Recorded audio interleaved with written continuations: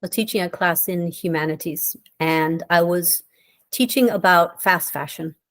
And I had a student say to me, "Miss, we know exactly what you're trying to do. We've been being told this like for years now." And when she said this, I said, "Okay, does it change what you do?" And she said, "No, like we're going to buy what we want, you know, we don't care." And several students started laughing. And so I engaged with them. And I thought later that some people would say that this student was wrong. But I would argue this student was right. Because in this culture in which we live, you know, she was acting as she has been told. In a culture which is individual and which is consumerist, and where success is marked by how well you do on material wealth, she was being successful. And she was 16 years old and just forming her values. So I thought, well, at some level in our culture, she is right, right? But I also engaged with them and I said, you know, I noticed that when I bring up these subjects, there's always some laughter. What do you think that's about? And the same student said to me, it's a coping mechanism. And I recognized that she was also holding a lot of grief and a lot of anxiety, as were many students. And so one of the first thoughts that came to us as we were planning these projects was, we need to talk about it.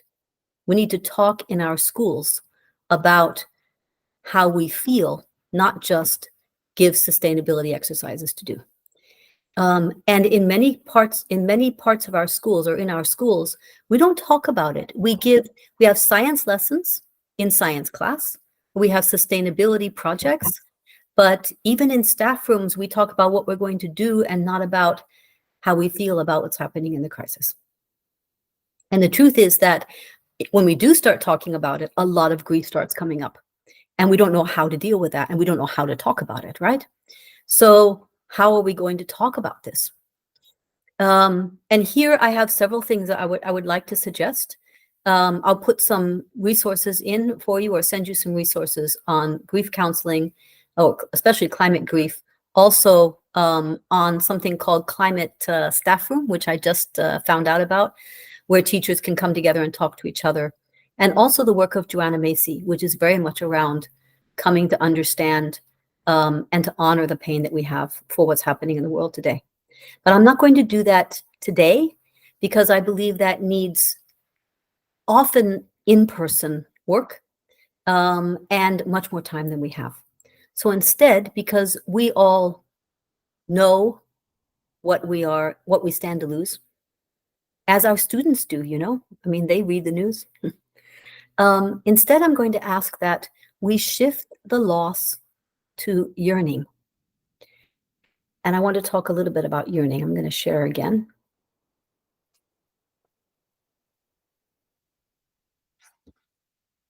Right here. And suggest that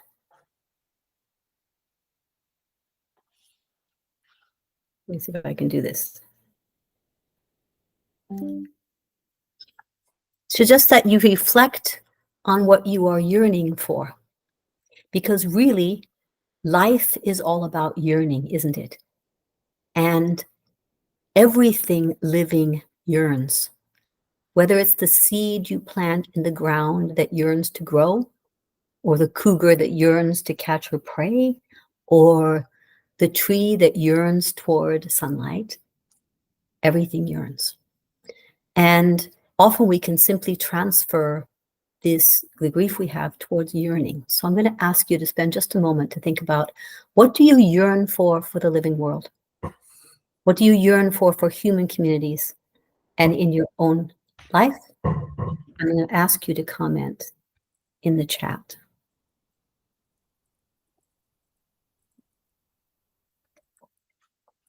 Just take a minute.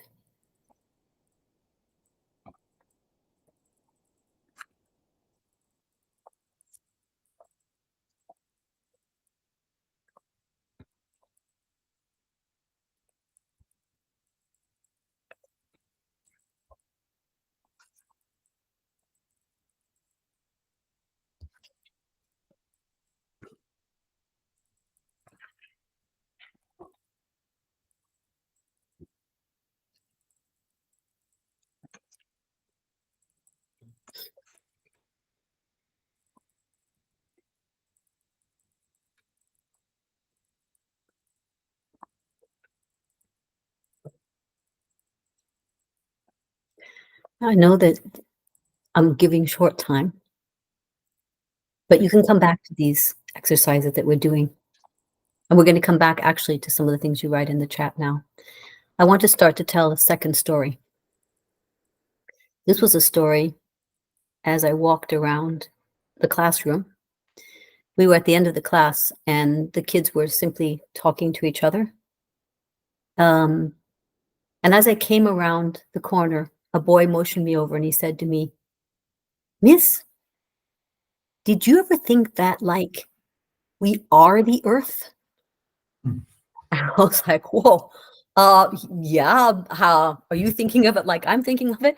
And I said, what do you mean? He said, well, like in geography class, you were talking to us about how life formed on Earth and we're part of that life. So we're part of all of this. And then his companion next to him said, yes, you know, and there's microbes inside of our gut. I was like, you're right, there are. We are. And I was so inspired. And I thought, you know, this is what we want to have happen, is that all of us understand this deep connectedness. So now I'm going to turn over to Martin to lead us in a reflection and in breakout groups around that. So Martin, I'm going to give this next slide so you can start.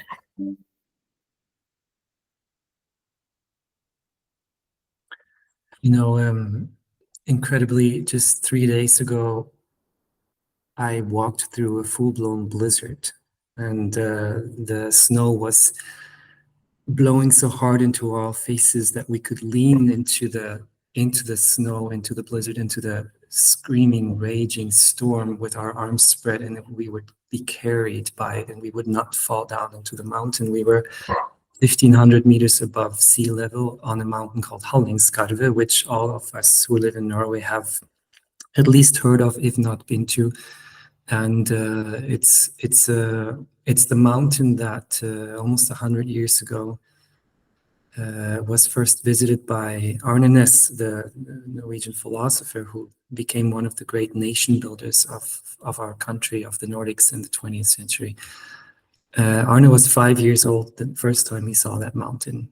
He was staying in a cabin in the foothills of the mountain with his mother, and we're not quite breaking out yet. I'm sorry, I didn't mean to do that. We'll go back out. But at the very end of his life, after he had spent many, many years on the mountain across 7 decades, Arne would think of the mountain as both a sacred being, a holy being, but also having portrayed fatherly qualities. And in a way, even though I have spent 20 years studying Arne's work and have gone into the depths of it, it wasn't until I visited the place that really gave rise to his thinking that I was able to fully, in my body, sort of get something about the depth of his vision. And there's something about place, isn't there? There's something about these places that all of us have our very unique relationships to, that speak in ways perhaps more eloquent than other places. Or if not places, then it can be certain features in the landscape, or it can be individual trees, or it can be a certain kind of animal or plant. One of the deepest memories of my body growing up behind the Iron Curtain in what was then East Germany in the 1980s was the big migration, and big with capital letters, the big migration of the European cranes who would pass through this landscape of my upbringing twice every year. And all the Nordic cranes from the Nordics and from the Baltics, they would gather in this tiny corridor of only about 30, 40 miles wide and migrate through it in synchronicity. And so imagine a sky filled with this honking and the trumpeting of tens of thousands of cranes twice a year, once coming from the north.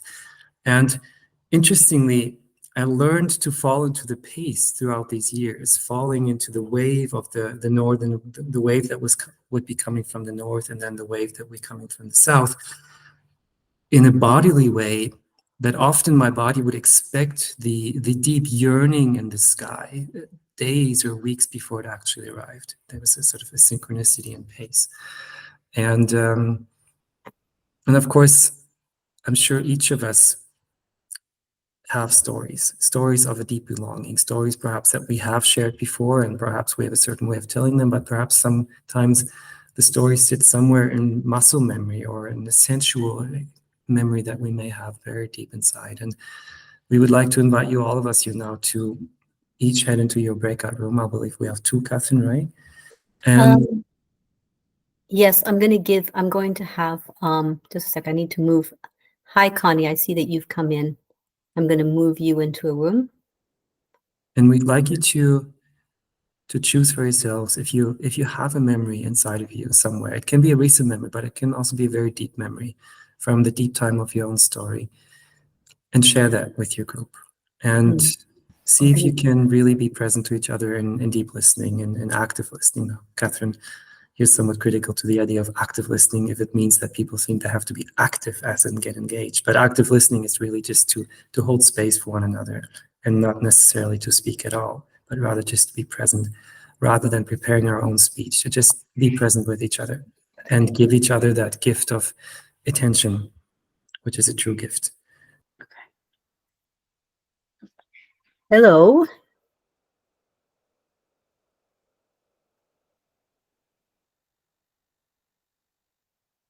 Okay. So we had some people join. Is everyone back yet? Ah, now I see you popping in. Hi, Rachel.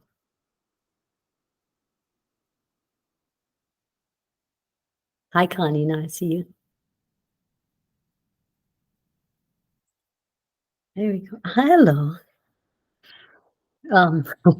So some people were popping in as the breakout room was going on. So I think that not everyone probably got a chance to share. So is there anyone who didn't get a chance to share a story who would like to share it with the group now? We're a small group.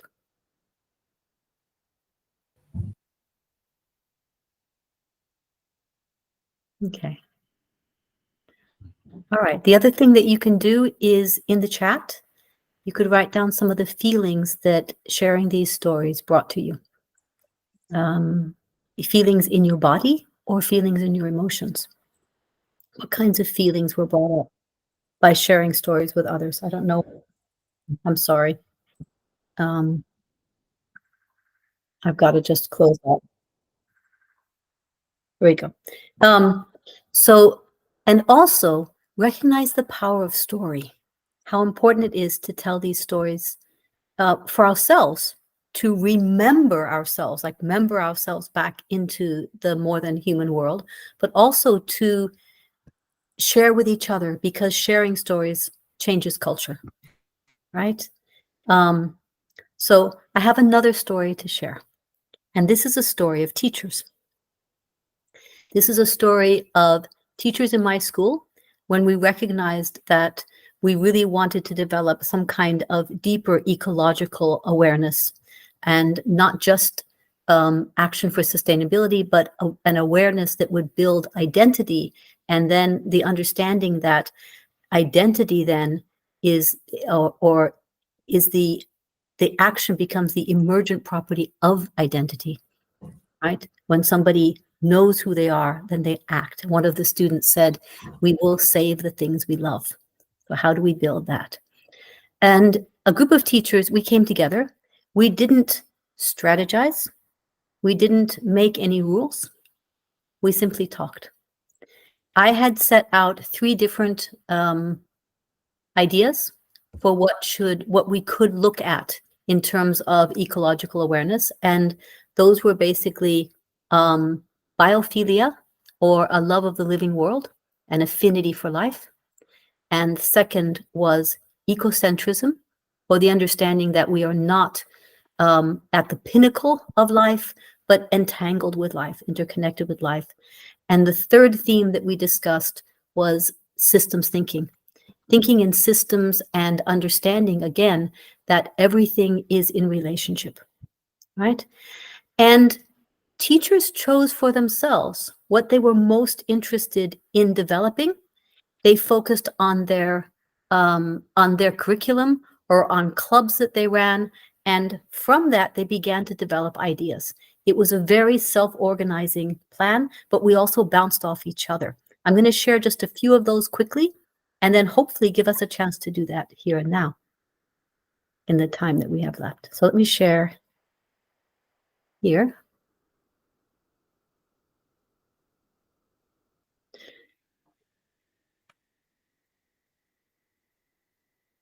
And I'm just going to jump past that slide, actually. I can come back to that. There we go. So some of the projects that came out of this method, first of all, we had started a ground-to-table garden. And the idea was that we would grow food that every year would become part of a meal to as many students as possible. All students, sometimes we could only manage the primary school, sometimes the primary, the middle school, and the high school. And what we found was this developed all of the themes, the sense of love for the plants that the middle schoolers were growing, and then that the primary kids were planting, the intergenerational nature of the work from teachers to high school students to, here you see a picture there of the principal stirring the soup, the connection that took place not only with nature, but with each other. We had a unit on resources that instead of focusing on the word resource as if it was something for us, became focused on an appreciation for Earth's gifts. There's a boy there climbing a tree and saying, I can feel its heartbeat. There's real biophilia there. We had a compost project that instead of focusing on how we layer compost and what we do first and second and third, became an exploration of what is it like to be a worm? How does a worm feel here?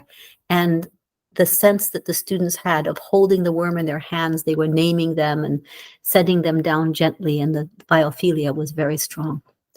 A teacher looked at managing scheduling and managed in sit spot for her students where they would sit and contemplate in nature. And she found that the time that she spent on that gained back so much time at the end of the day when the students were so much more concentrated. In a unit on cycles, a teacher took a unit that was simply about growing and changing and added in the idea that students could choose anything they wanted to learn about its life cycle as long as they connected it to at least one other thing. And we had the beginning in the 5th grade class of an understanding of systems, really. A boy who wanted to study pandas decided to find out about bamboo and ended up learning about the water cycle when he told us, you know, the bamboo, the pandas need the bamboo, but the bamboo needs the pandas, and the river needs the pandas, because if the pandas don't eat the bamboo, then the river gets clogged, and then the bamboo suffers too. It was wonderful. We had a unit on adaptation where instead of just teaching how other creatures adapt, the students went out and did a wilderness survival where they learned how humans might adapt and might connect to nature. We had a service group in middle school. We had a language arts class that showed the film Don't Look Up and focused on the idea of shifting paradigms in culture, how satire and film might shift paradigms. We had a geography class where instead of just learning the rock cycle on paper, we took a rock walk and held rocks and imagined the history of rocks. We had an environmental systems class where we talked about deep ecology and indigenous ways of knowing.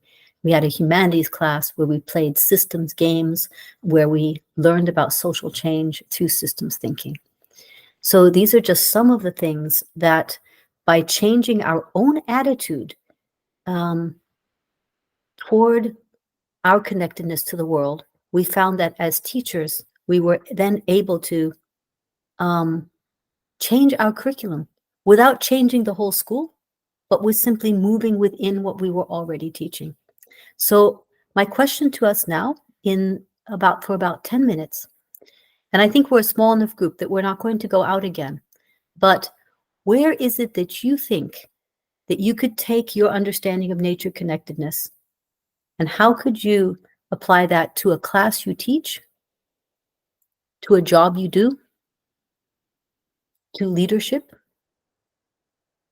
or to another endeavor that you're engaged in? How can this be made real in the world? because that's what we want. How can ecological thinking or ecological awareness, our understanding of our connectedness to the rest of the living world, begin to imbue the way that we engage with others?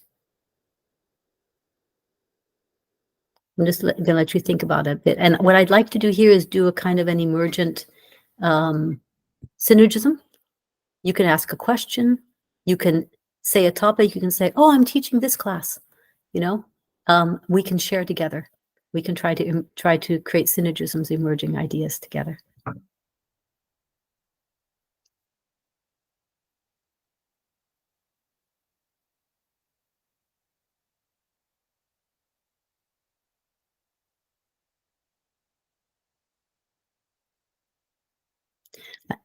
I also wanted to mention, Martin, you're muted. I don't know if you're talking. Ah, yes. Go ahead, Connie. Okay, thank you, Catherine. That is a lovely question. I can start by sharing that 3 years ago, we had our coordinator, we sat down to design the units. And one of our units, How the World Works, was into responsibility and that we have to help the planet and creating the actions for helping the planet. And then we realized that if we don't give time for appreciating or being in nature in the schools, this is not going to happen. So the second year, we reflected that we need to go out and we need to be observants and explorers of nature. Before taking action, we need to be in love with nature. And these little kids, 6 years old, that sometimes, you find families that really don't go out and just go there looking at insects and the seasons changing. That is where I think we need to start going to nature just to be there, because at any point, I think we can start realizing that we are in love. And then when you love something, then you can take action later. You can. I think also you develop more resolve to keep acting when things get hard, right? James, you had something to say. Yeah, I just got accepted because I come from a little bit of a physical science and kind of a astrophysics. However, I'm fascinated with nowcasting and observation. So I just got accepted into the NASA Engage Globe program, where basically you have observation where you can teach students the art of, or the science of observing and taking down really important data, and how NASA compares that with remote sensing from satellites, because of course 150 kilometers up is a little different measurement, but it's doing that comparative analysis that lets students become part of the actual data processing. Like their observation is making an impact to increase the accuracy of these observations, and how ecologies change and how the weather is affecting things and climate change. But it's allowing the students to be part of it. And I think that's a very important thing in teaching the art of observation and what to look for, and to be accurate with your very articulate skills of what do you talk about, what are you measuring, so it's fascinating to see how these programs involve students. And then the other real quick program that was part of, called Honeywell Green Boot Camp, where they taught us the concept of LEATs, which I never knew, which is a very strict standards-based way of incorporating recycling material into construction of homes, vertical farming. And so if you get a LEATs Gold, basically certification, that means you are ecologically sound with your building. And it's an important trend, especially in California. And it's really it's taken off, hopefully a lot more throughout America. So. Louise? Sorry. Yeah, thank you, Maria and James, for your comments. It's really got me thinking. So I work in the sort of school space in the UK, and to be fair,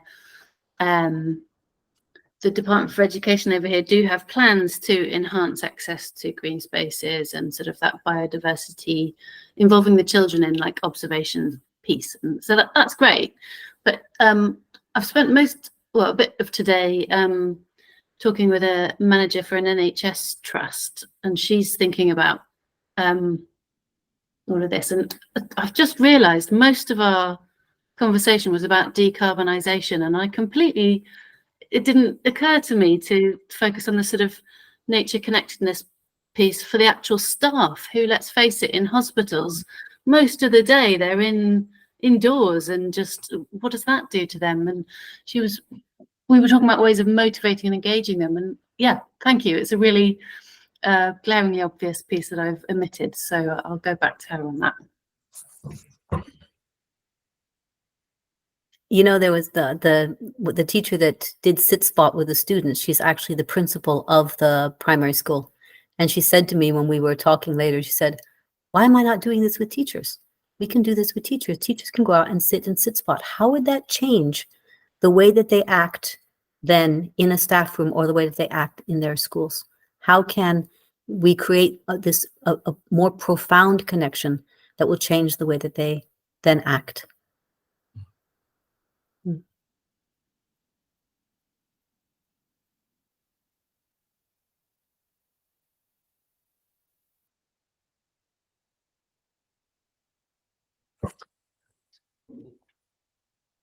Be the change. I think that the question that we always need to come back to is, how do we become, how does what we are doing become profound instead of perfunctory? How does what we are doing become transformative instead of performative? So if we are simply asking students to do things and not looking at how this helps them to develop their understanding of who we are as a species in the world, then we are still being performative. And if we can link into how we understand ourselves in connection to the living world, in connection to the weather, or in connection to the data that we're looking at, James, that you're looking at, right? Then how can we build that into our interactions with the students? Because we don't have to create a whole new program. We have to create these connections. I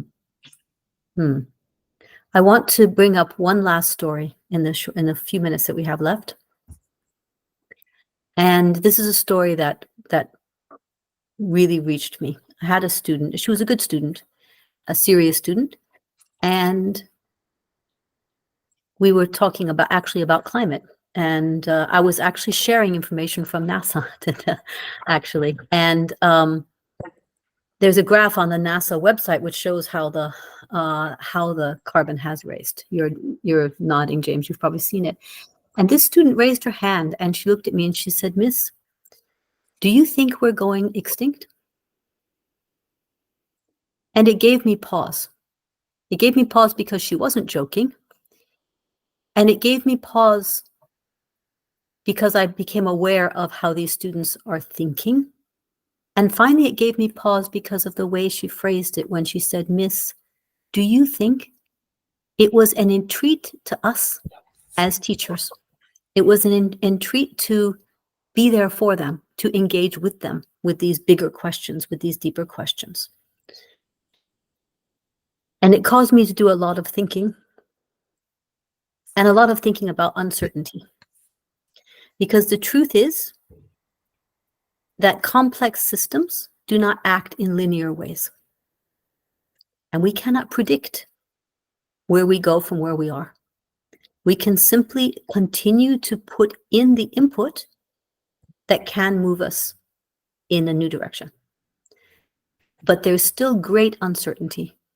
There will always be great uncertainty. And yet at the same time, I began to realize that if we help our students become connected to the natural world, there is also certainty. There is the certainty of that connection. There is the certainty of the beauty they will find there. There is the certainty of relationship. there is the certainty of the resolve that is built through that relationship. There might even be the certainty of a kind of sacredness that can develop. So I would encourage us to realize, and also I would imagine that if you go back and you look at some of the yearnings that you have, is that some of them? Are some of them still there? Right? Are our yearnings the things we can be also certain of in terms of community, allies, even if it's the community of the more than living world? And so I want to finish with one last reflection. And this is a reflection that comes out of the work that reconnects with Joanna Macy, and I will send all of these connections to you, all of these resources to you. But here I want you to imagine that you are some of the first humans of the human species, and that you are standing at the edge of a savanna with another group of humans. This is savanna because the climate has changed rapidly and trees have become grasslands. And you are standing here and you are contemplating moving out. And you are naked and you don't have teeth or you have teeth, but you don't have fangs or claws. But you do have each other. You have community. And you do have a vocal apparatus that allows you to begin to develop communication with each other, language. And finally, you have recursive creativity. This is a creativity that allows you to continually come up with new ideas as you are moving forward. And I want you to reflect on the fact for a moment that if these early humans had not had these gifts, that these gifts are what allowed us to be here now. We are here because they survived. We are here because they continued to survive.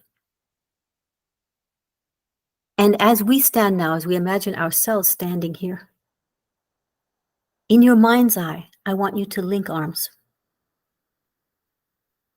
with your human allies.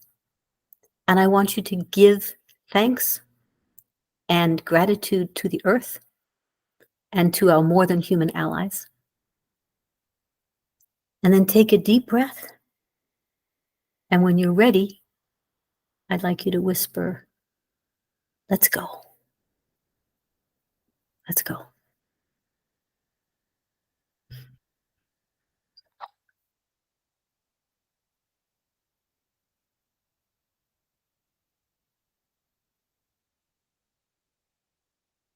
And I'm going to share one more time. A window. Let's go. Let's go.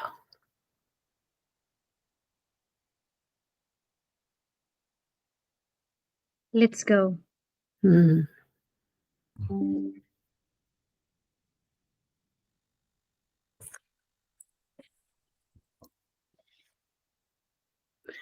So if you are interested in knowing more, I have some offers. First of all, the book that came out of this work is called Earthwards, Transformative Ecological Education, and it's the story of the stories. So if you want more detail about the stories, they are there. We also have a community, though, which is a free sharing of initiatives. Go let's, Yoda. I love it. And also, I'm offering, if anybody wants to develop this further into a cohort group, a group where you are, and then just email me. That's my email address there. So I don't want to spend a lot of time with those things up there because I want to see your faces before we close.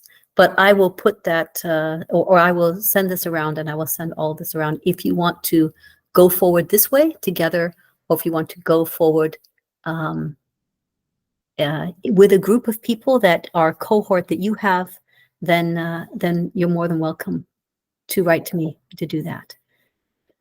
Okay. Any final thoughts? And we're here. If you need to go now, that's fine. And we'll be here for anyone who wants to continue talking, wants to ask questions.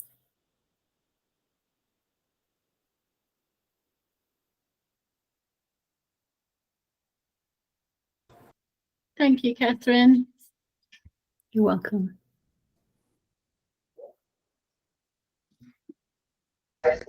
Catherine, will the recording be made available?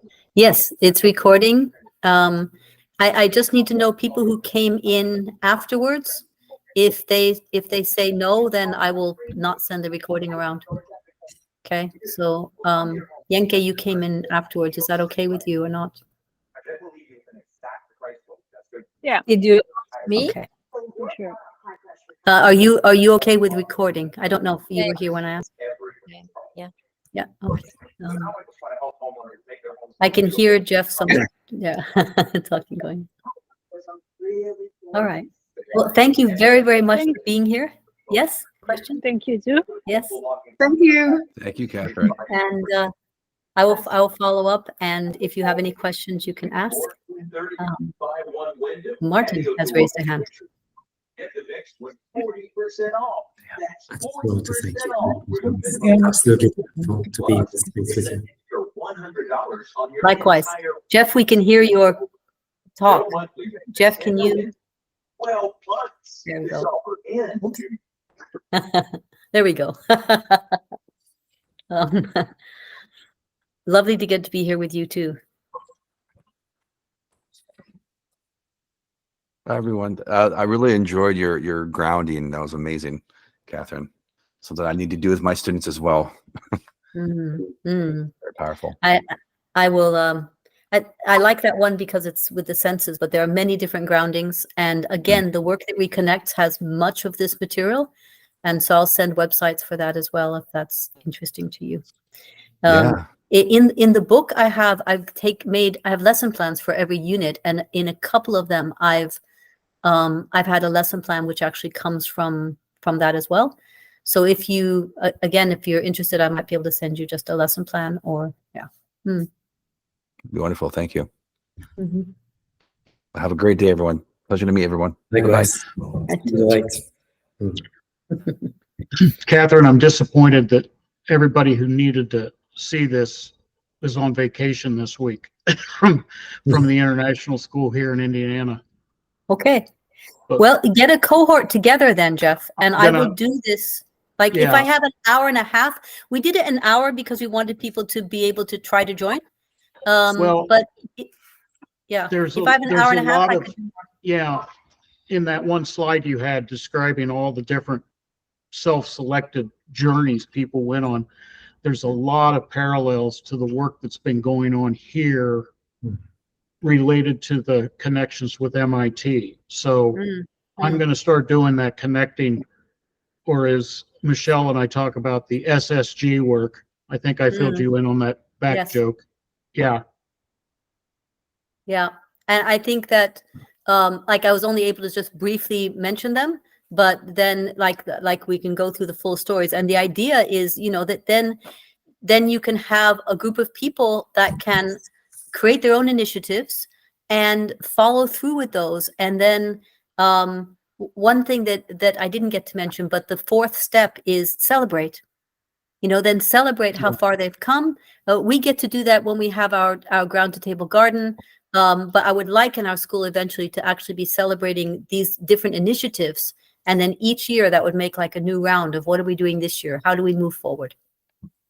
Yeah, and the real challenge is helping everybody who's been raised in a very linear factory model education system understand you don't have to follow a plan to the T. You can let the kids guide you as long as your destination is still where you need it to be. And that's a real challenge in terms of the systems that supply teachers and everything else. So I'm with you on that.